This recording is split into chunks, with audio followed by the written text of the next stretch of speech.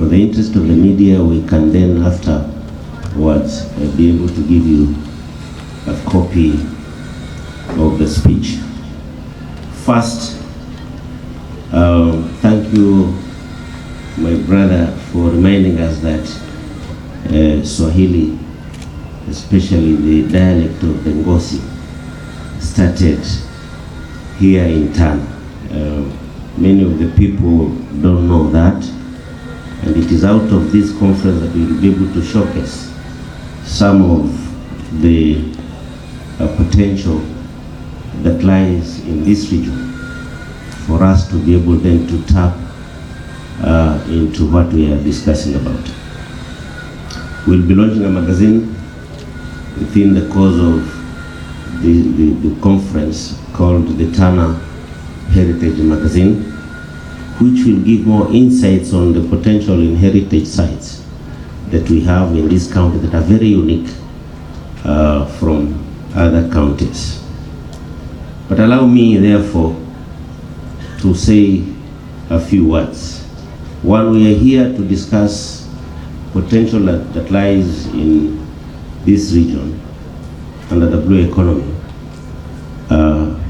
This year's theme being what we have there, the innovative investments in blue economy sector, urbanization, and innovative transformation. That theme is what today speaks to all of us, that in my assessment and in my view, there can be no innovative investments. There can never be innovative transformation if then there is no environment. The environment has first of all to be conducive for that innovative investment, whether it is innovative or just investment, or whether you want innovative transformation. If in the first place, the environment for all those two does not exist.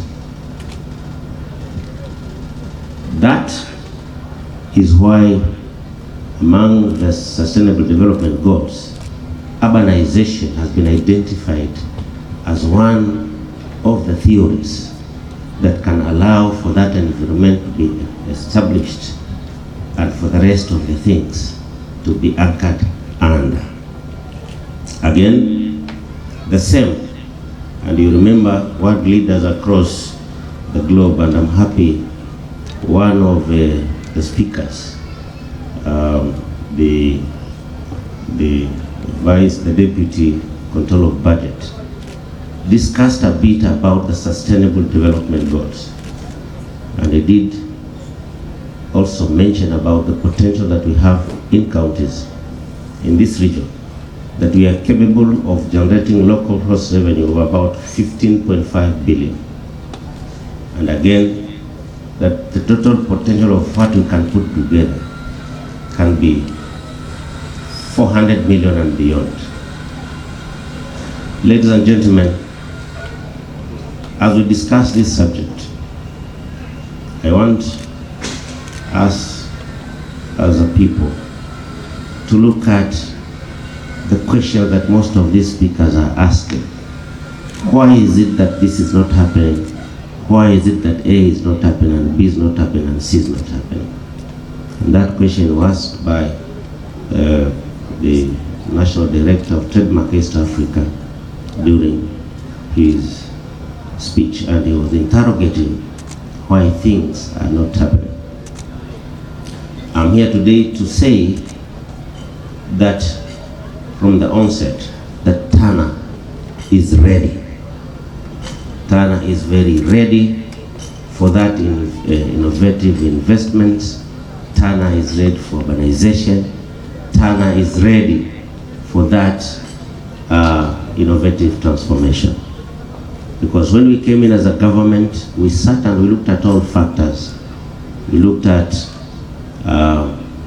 why this county has stagnated for so many years. We looked at issues on disasters, whether they are made by men or made by natural factors, because they all existed. The environment for investments in Tana wasn't there. We used to move from floods to droughts, and then later on we're in conflicts, where some of those, of course, are outcomes of natural disasters, but others are outcomes of our own making. Conflicts are known also to be influenced by the activities of the human. So we had both challenges, both the natural and the human side of challenge.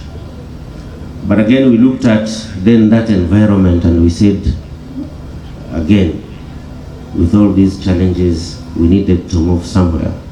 We had the challenge of even the absence of the environment for businesses. And we could count over the years how many of our business people have their businesses grow. Insecurity had taken toll of most of the big businesses we had. We had wholesalers before, in all sectors, in clothes, in foodstuff, in whatever. We had them. But we used to lose them time and again out of insecurity challenges. And so looking at all those factors, we picked on again urbanization as a major theory that can allow for this county to transform into the future. After assessing everything, we said the only way the business environment can come is by urbanization. The only way for us to be able to create an environment for investors to come in is through urbanization. The only way we can have a peaceful environment for people to live in better settlement with services easy to deliver is through urbanization. And so we picked it, urbanization, as the main theory that can drive Tana forward. And I'm happy today that out of our planning, out of our transition towards an urban county, something important is coming out. That some of the places in the process of planning will emerge as tourist destinations. A place like Asa, a place like Kone, a place like Mbalambala, a place like Kipini, the whole of Garsen town, even this where we are seated today, Hola town, all those assume the posture of tourist destination. If you add the heritage that we have under that sector, the tourism sector alone, talking about Kipini with all the shrines that we have, the Mana shrine, the Shaka shrine, the Ozi, what my brother has just spoken about, those Portuguese ruins in Ozi, the tunnel in Garsen, the old military camp under the British government then, plus of course Hola prisons here, some other places in the north, the military camps then under the British battalions during the struggle for Africa, and the Italian camps in Chewele, and many more of those heritage sites we have. Then for sure, Tana can be one of the next frontier for tourism. The success of this function alone gives that impression that Tana is ready to be part of the global community to discuss. Today here we are discussing with people from the US through virtual. We were here now discussing with the EcoBank. EcoBank has never been here, but we're very hopeful that one of these fine days we'll have EcoBank with us here, because the environment is now conducive for investments. That is just on the tourism. We have so much. We have Kora Game Reserve in the north. We have the whole of the delta. We have the whole of this riverine ecosystem.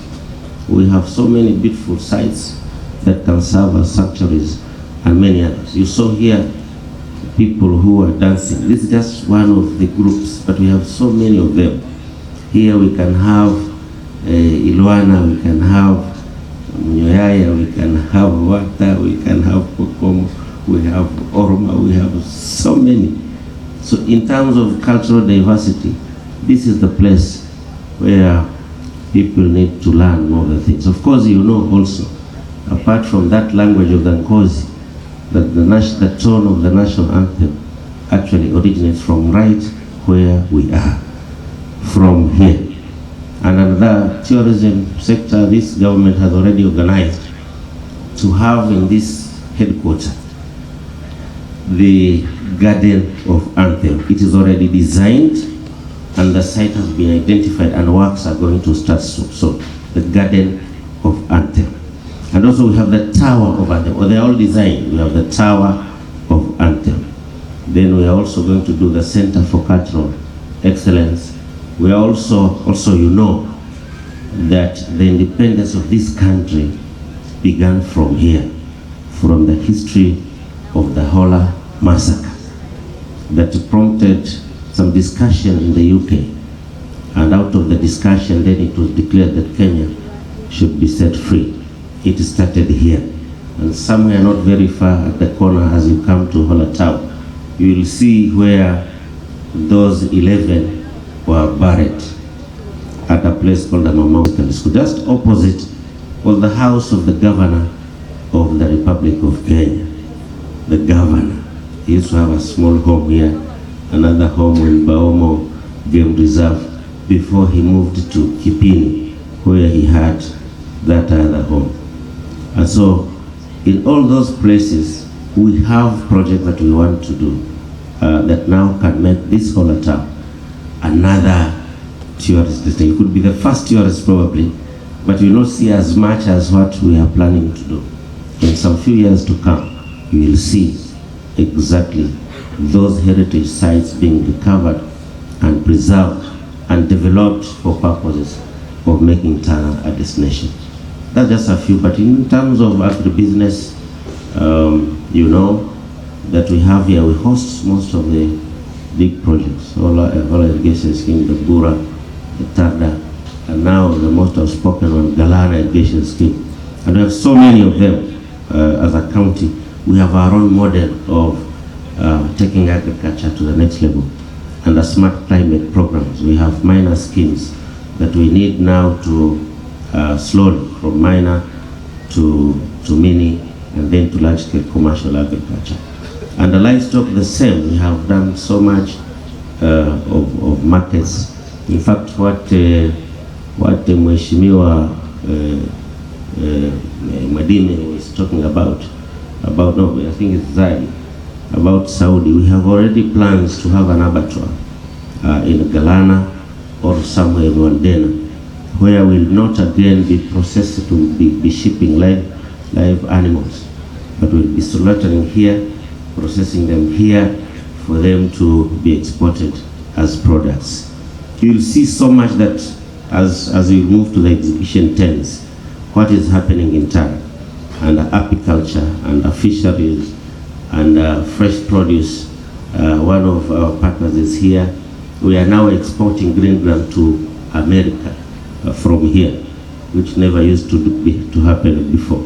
We have other programs on value addition. We are now implementing the Green Economic Zone. We have started already the Green Heart project as a pilot for the Green Economic Zone.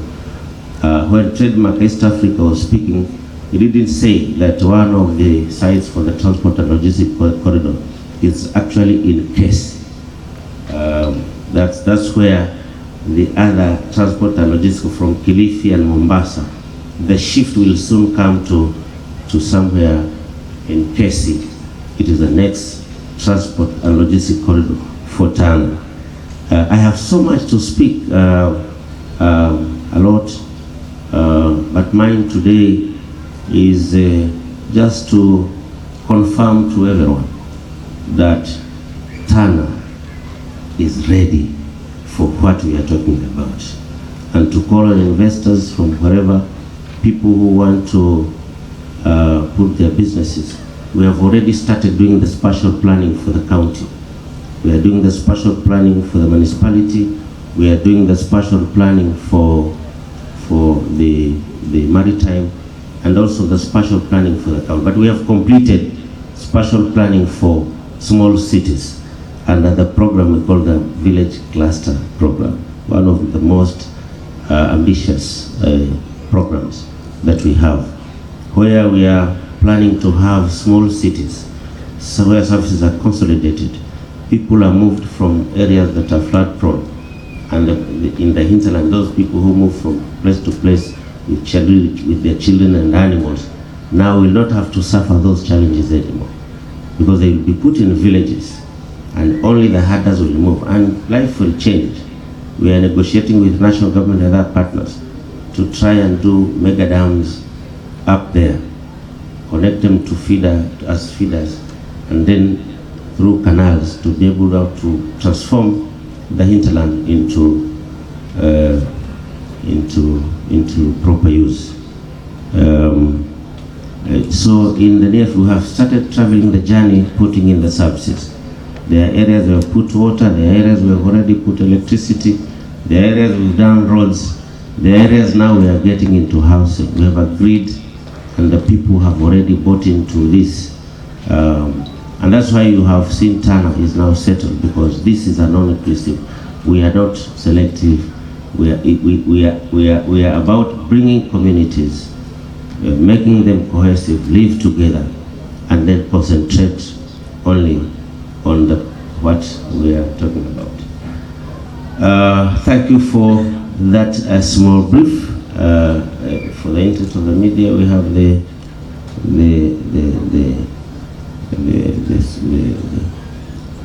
speech which is written, and mine today is again to recognize and thank the political leaders who have come here, the MCAs who have already stood to show that they are here.